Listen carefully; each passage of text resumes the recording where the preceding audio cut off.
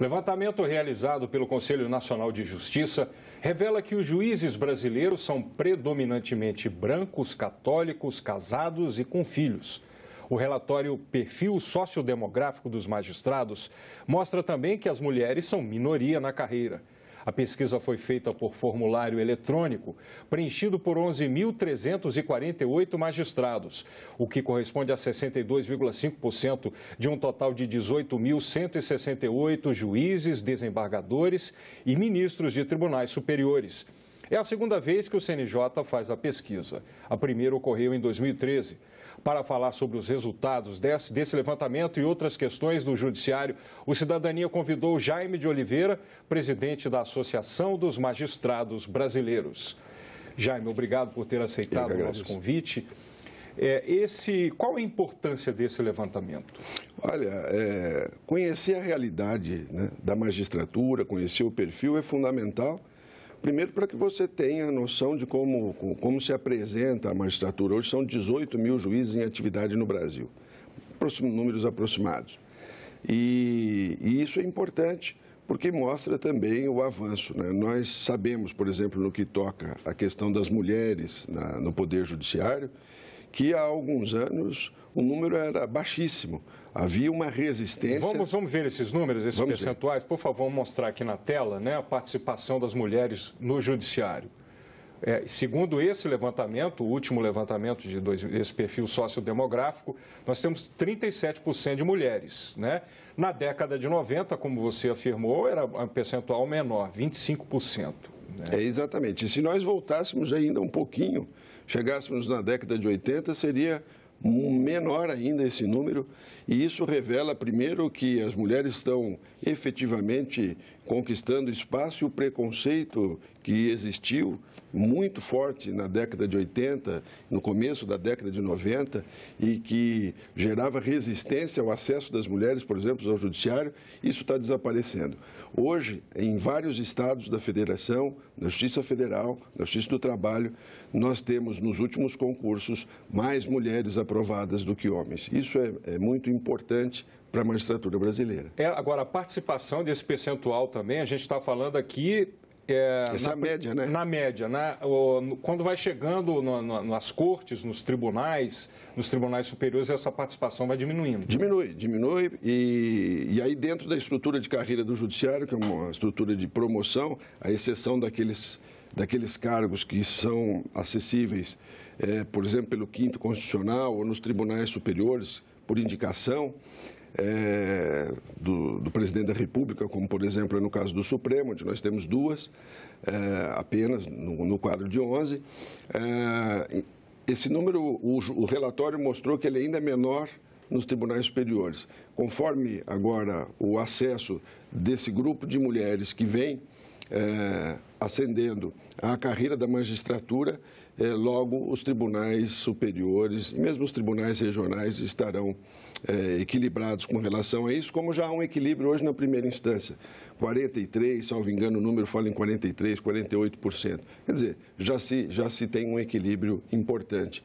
Porque é isso aqui que a sociedade vai alcançando. Quer dizer, cada um busca a sua profissão independente de gênero. Você faz aquilo que você gosta e o acesso tem que ser dado a todos. Bem, agora vamos ver também os números, eu falei aqui da idade, né, com relação ao cor da pele, né? Vamos ver o perfil. Idade média dos juízes, 47 anos, casados ou em união estável, 80%, e 78% têm filhos, né? Você definiria esse perfil como um perfil conservador? Quer dizer, é o espelho da sociedade brasileira? Olha, com relação à idade, é uma média, enfim, que isso pega um retrato da realidade. Casados ou com união estável, acho que até seria importante o desmembramento dessa realidade, porque isso já revela um outro perfil, uma outra característica da sociedade. O judiciário, no nosso ambiente, é exatamente o retrato da sociedade. 78% com filhos. Eu acho que, até por conta da média de idade, você vai ter esses dados que vêm na sequência, são retratos de um perfil de quem já está com uma média de idade, aí nós estamos falando de quase 50 anos. O que eu acho que modifica bastante, por exemplo, é que se fôssemos olhar na década de 80, o acesso era praticamente de pessoas casadas, era um outro perfil social. Hoje não, a maioria, esse número nós não temos, mas quero crer que a maioria dos que acessam, do que ingressam hoje na justiça, eles não são casados. E no passado, década de 70 especialmente, dificilmente você ingressaria sem ser casado. Porque a tendência na sociedade também é de as pessoas casarem mais tarde. Agora, né? Agora sim. Agora é a tendência. Mas naquela época, acho que pelo perfil aí, que eu diria efetivamente conservador, você só ingressaria se fosse casado. Era um homem e era um homem casado. Vamos ver agora a cor da pele, com relação à cor da pele, com relação à etnia, né? Vamos falar assim. 80% brancos, apenas 18% negros, 1,6% asiáticos e apenas 11% indígenas, né? Esse também é um retrato da sociedade brasileira. Eu acho que vem avançando, né? A própria participação dos negros na magistratura, isso também vem avançando. Há sempre um processo de discussão. O presidente aqui da Associação dos Magistrados do Distrito Federal já realizou o primeiro e vai realizar o segundo encontro de juízes negros. E a AMB, ela é apoiadora desses eventos, porque nós trazemos à discussão temas importantes e relativos. O poder, eu diria, a sociedade brasileira e mesmo nós, na magistratura, temos uma tendência a dizer que nós não somos uma sociedade preconceituosa. É mentira. Nós somos, sim. O nosso preconceito é um preconceito um pouco mais embutido, nós nos enganamos com relação a isso. Tanto que quando foi lançado o primeiro encontro, houve uma série de protestos e reclamações, e eu participei do primeiro encontro. Ele é muito importante, você ouvir a narrativa do magistrado, daquela dificuldade que ele teve, daquilo que ele passou. Você começa a mudar o seu ponto de vista com relação a essas certas verdades, entre aspas, que nós costumamos afirmar da nossa sociedade que não corresponde à verdade real. Pois é, porque, assim, existe um diagnóstico sobre a justiça no Brasil, que é um diagnóstico que vem de muito tempo, segundo o qual a justiça no Brasil só pega preto e pobre. Isso está mudando ou ainda é muito arraigado? Eu acho que isso é um conceito um pouco equivocado e ele tende a modificar a ideia, né? Nós estamos passando agora de um outro enfoque. Aqui nós estamos analisando o enfoque do magistrado. Agora estamos falando do enfoque da atuação dele. Não é verdade, na minha opinião, não é assim que exatamente que ocorre. Ocorre que nós temos todo um sistema de justiça, nós criamos um sistema de justiça legislativo, inclusive, onde predominantemente, e inclusive as penas são mais graves para os delitos, por exemplo, patrimoniais. Os delitos patrimoniais têm no nosso sistema mais valor do que os delitos que atingem, por exemplo, a vida. O homicídio, que é, sem dúvida, tirar a vida de alguém, que é, sem dúvida, no meu ponto de vista, pelo menos, o crime mais grave, acaba nós temos hoje 60 mil pessoas, em média, são assassinadas no Brasil. Pouquíssima elucidação sobre esses crimes. E, no entanto, os delitos patrimoniais acabam tendo muito mais uma predominância, por exemplo, do sistema, da legislação, da preocupação. A magistratura trabalha com um material que lhe é pré-elaborado, quer dizer, você recebe um sistema de legislação para aplicar. O que me parece que hoje nós estamos assistindo, e isso nós vimos agora, os crimes de colarinho branco, os crimes de corrupção, que são aqueles delitos que durante décadas a sociedade brasileira não conseguiu se atentar para a importância dele, e o sistema de justiça não conseguia alcançar, hoje alcança. Então, o que dá efetividade à justiça é justamente você conseguir alcançar e mudar a percepção.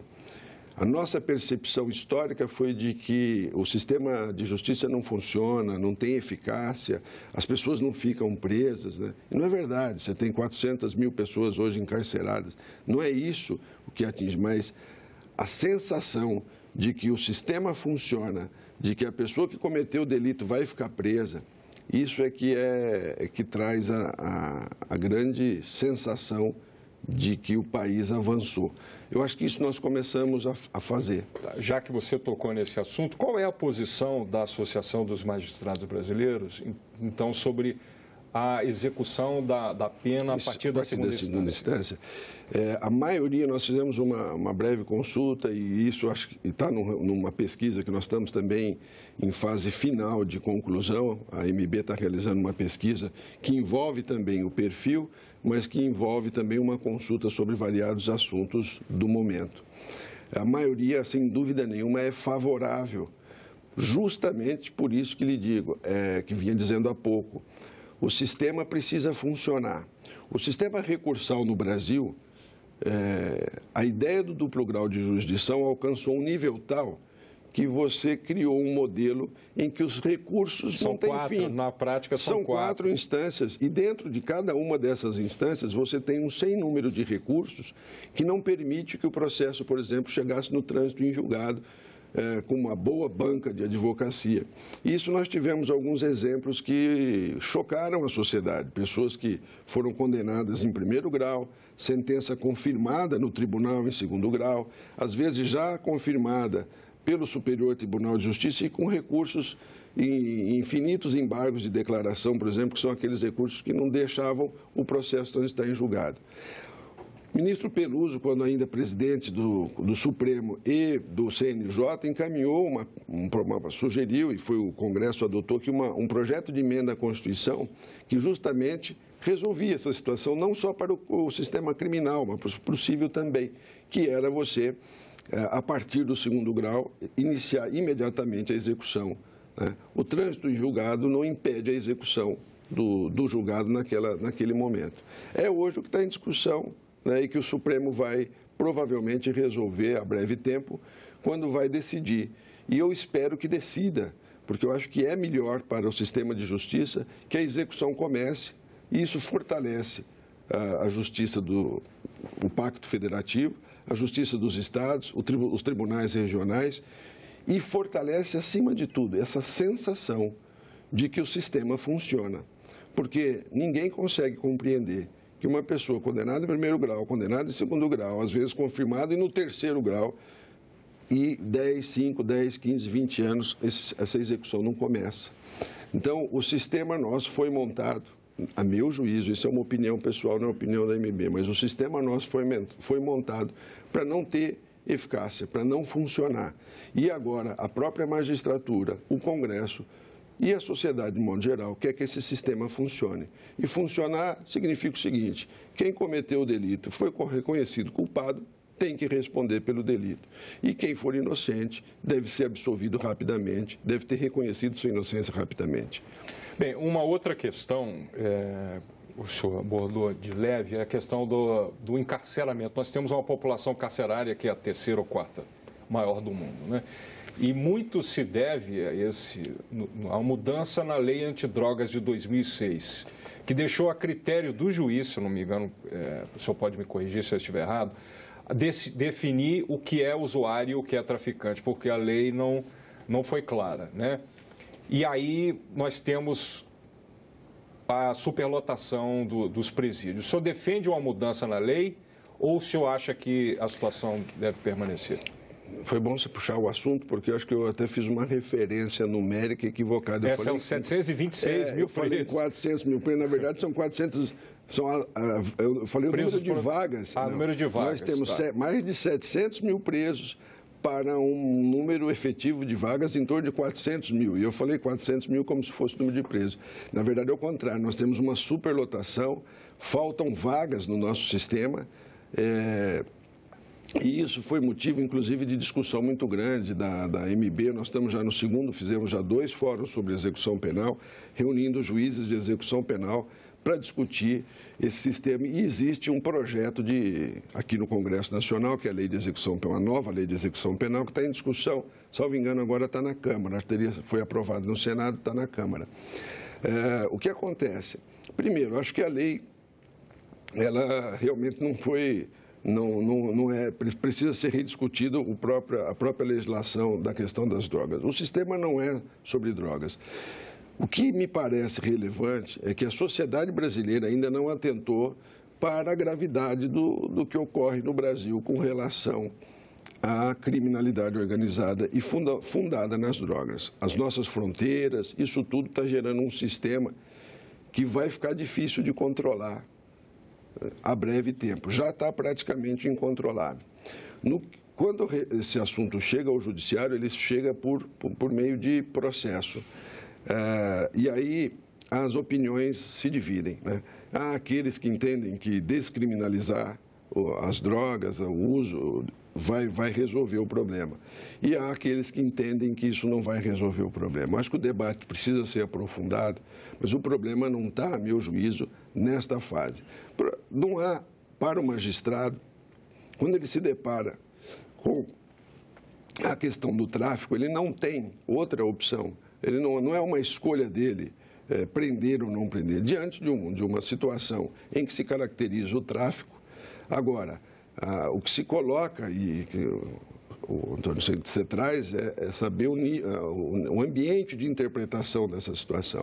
Mas o fato é que num sistema de justiça você tem várias instâncias, e aí a gente volta àquele assunto. Você tem a primeira instância, depois isso é confirmado por o tribunal e a jurisprudência vai se consolidando até o Superior Tribunal de Justiça, que vai uniformizar esse modelo. Então, na minha visão, o problema não está aí. O problema é que nós temos um alto índice de criminalidade no país. Essa é que é a nossa realidade. Como eu falei há pouco, 60 mil, ano passado ultrapassou a casa dos 60 mil homicídios.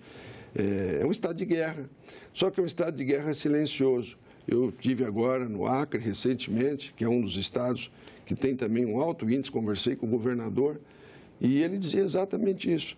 Mata-se todo dia. E isso não tem uma reação social. A sociedade brasileira está passiva ou não está percebendo o que está acontecendo. 60 mil mortes por ano é um estado de guerra. O Brasil, a gente falava dessas culturas, desses pensamentos que nós temos, um deles é dizer que a nossa sociedade é pacífica. O brasileiro é um povo tranquilo e pacífico. Não é, não. Um povo tranquilo e pacífico não mata 60 mil pessoas por ano. Então, nós precisamos perceber... Nesse aspecto, o senhor acha, quer dizer, esse tema está em evidência, o senhor acha que o Estatuto do Desarmamento deve ser flexibilizado ou até revogado? Olha, essa é a opinião do... Não sei se a associação tem uma pesquisa interna. Não, sobre que se foi feito em gestão passada, eu não me recordo. Na nossa, nós não discutimos isso, porque nós já pegamos essa realidade. O tema voltou agora no sistema, no processo eleitoral. Discute-se se a sociedade deve viver armada ou não deve viver armada. O que me parece mais relevante não é o armamento ou o desarmamento, é a cultura. Porque o que nós não estamos trabalhando bem é a cultura e o povo que a gente está querendo formar. Que tipo de sociedade a gente quer construir? Nosso sistema de educação, nosso sistema de cultura é que está sendo relegado a um segundo plano. A importância não é saber se eu vou andar com uma arma na cintura ou não, é o que eu vou fazer com ela. Eu estou querendo estabelecer um sistema de guerra civil, onde é cada um por si. Eu estou querendo instituir um sistema onde eu posso até ter uma arma, mas eu sei como usá-la e eu sei por que eu tenho essa arma. O que nós estamos trabalhando muito os efeitos, me parece, né? A sociedade está muito preocupada com os efeitos. Nós estamos numa situação de desespero, eu diria assim, onde cada um está querendo se salvar. Então, se eu tiver uma arma na cintura, eu vou matar. Se eu sofrer ali qualquer tentativa, enfim. Que é importante você discutir isso com mais razoabilidade. O Brasil vive de extremos. Ou todo mundo pode ter, ou ninguém pode ter. Não me parece que seja por aí. Mas a gente não pode esquecer, com todo respeito, que o principal a gente não está tratando. Eu diria que é educação, cultura, a própria espiritualidade, não entrando em religiosidade. Mas que país é esse que mata 60 mil pessoas por ano? Que país é esse que você tem uma miséria e as pessoas estão andando e o nosso nível de sensibilidade ou de insensibilidade já é tal que nós estamos andando ao lado da miséria, com as pessoas morrendo do nosso lado e a gente não está minimamente sentindo isso, isso não nos toca mais. Então, isso é que preocupa. Doutor Jaime, agora sobre uma outra questão, quer dizer, existe a percepção na sociedade de que a justiça é lenta. Eu queria chamar uns números aqui na tela sobre a produtividade dos magistrados, né, conforme levantamento do Conselho Nacional de Justiça, né? O que a gente vê, quer dizer, a base começa em 2009 e houve ali uma pequena queda em 2010, depois vai subindo, né? A partir de 2014, né, a gente vê números ascendentes. Significa o seguinte, que cada magistrado julgou em média, quer dizer, proferiu sentença em 1.819 processos por ano. É correto afirmar isso? Dentro desse sistema, o CNJ vem, primeiro, aperfeiçoando esse sistema de pesquisa. A MB tem um grupo de estudo, de trabalho, que está, desde o ano passado, debruçado sobre o relatório para oferecer sugestões ao Conselho de aprimoramento para a gente ter cada vez mais fidelidade nos números. E o CNJ vem acolhendo isso com muita simpatia. Isso dá uma média, segundo o próprio CNJ, de mais de 7 sentenças por dia útil de trabalho. O que chama atenção? Primeiro, que os juízes brasileiros alcançaram o maior nível de produtividade desde o início da série histórica. Esse é o primeiro dado. Segundo, que é um volume de trabalho absurdo, desproposital para um juiz, porque isso não é... Às vezes nós olhamos, 1.819 sentenças significam 1.800 problemas seríssimos, criminais, cíveis, de família, de infância, para não dizer dos fiscais, dos conflitos econômicos que estão envolvidos nisso daí. Mas chama a atenção que são situações de problema de pessoas. Primeira coisa, o judiciário lida com situações problemáticas da vida, do cotidiano, do dia a dia das pessoas. Um divórcio com conflitos graves, os crimes todos que nós estamos assistindo. Falou 7 sentenças por dia. É mais de 7, a média é 7, alguma coisa por dia útil de atividade do magistrado. Você não encontra paralelo disso em nenhuma outra magistratura. Quantos cargos de juiz estão vagos? Mais de 4 mil. Nós temos mais de 22 mil cargos criados para 18 mil, os números não são exatos, mas é isso, mais de 22 e mais de 18 mil cargos ocupados. São 18 mil juízes em atividade das esferas estadual, federal, trabalhista e militar. As nossas 4 justiças que produzem essa média.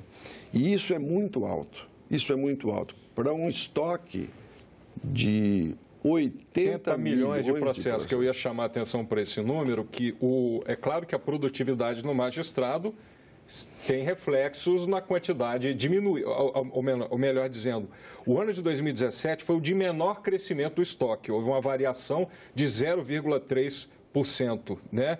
Mas ainda temos um número muito alto de processos. É muito alto, é muito alto. E chama a atenção o número de processos que ingressou no sistema também no ano de 2007. Foram mais de 26 milhões de novos processos. Então, é uma sociedade que está litigando muito. Isso revela algumas coisas. Um alto nível de litígio, revela uma confiança no sistema, porque as pessoas buscam o judiciário, apesar dele ter 80 milhões de processos, porque sabem que é o judiciário o caminho, a via. Então, é importante que isso ocorra, porque isso é a pacificação social com justiça, evita que a pessoa tente e caminhe por uma solução dos seus problemas pelas vias próprias. Mas chama atenção porque na década de 88, ali no final, no começo da nossa Constituição, a Constituição foi um marco fundamental divisor do sistema de justiça. Naquela época, nós tínhamos cerca de 400 mil processos distribuídos num ano. 400 mil. Agora nós chegamos a 26 milhões de novos processos. É um número astronômico. E por que é importante falar disso? Para que a sociedade entenda também qual é a dificuldade que o judiciário mecanismos de conciliação e arbitragem têm cumprido um papel, porque eles já estão previstos? Eles estão cumprindo um papel importante, mas tem que avançar mais. Nós temos que continuar discutindo isso. Eu digo por quê. Em alguns países, por exemplo, a conciliação é obrigatória. E é obrigatória, por exemplo, entre a sentença e o recurso ao tribunal. Então, depois que o juiz deu a primeira decisão, a pessoa vai recorrer para o tribunal, que é o órgão superior, impõe-se uma conciliação obrigatória, com alto índice de efetividade. Por quê? Porque já existe uma decisão, já existe um pronunciamento judicial. A mediação, que também hoje cresce no Brasil, qual é a diferença básica? A conciliação é o nosso sistema tradicional, o juiz ou o conciliador tenta ali acomodar ou resolver ou conduzir o processo. Na mediação, as próprias partes são convidadas a trazer, a participar desse processo de solução, o que é melhor, porque elas acabam efetivamente pacificando. Qual que é a diferença de uma sentença, de uma conciliação e mediação? A sentença é uma imposição. A pessoa recebe aquilo, tem força, porque é a força do Estado, mas não fica satisfeita necessariamente. Por meio da conciliação e da mediação, se eu consigo construir um acordo ali, as pessoas saem satisfeitas, na maioria dos casos, muito mais do que quando recebe uma decisão imposta. Mas nós temos que continuar investindo nisso e em outros mecanismos alternativos. Mas, fundamentalmente, eu volto a um tema que já falamos, sem mudar o sistema processual, o sistema recursal, sem reduzir esse enorme volume de recursos que existe no sistema brasileiro, ou sem dar eficácia às decisões, como é o que nós já falamos aqui também, dar força às decisões dos tribunais de segunda instância para que elas comecem a ser executadas de plano. Se não fizermos isso, o sistema continua sem funcionamento adequado. Isso é que é fundamental. Doutor Jaime, obrigado por ter comparecido, sucesso em seu trabalho. Obrigado. E esperamos tê-lo em outras oportunidades aqui no Cidadania. Muito obrigado. Obrigado. Se você quiser rever, baixar ou repassar esse link, é só acessar nossa página na internet no endereço senado.leg.br/TV ou então o canal da TV Senado no YouTube, youtube.com/TV Senado. E se você quiser fazer algum comentário, crítica ou sugestão, você pode telefonar de graça para 0800 61 2211. Obrigado pela atenção e até o próximo Cidadania.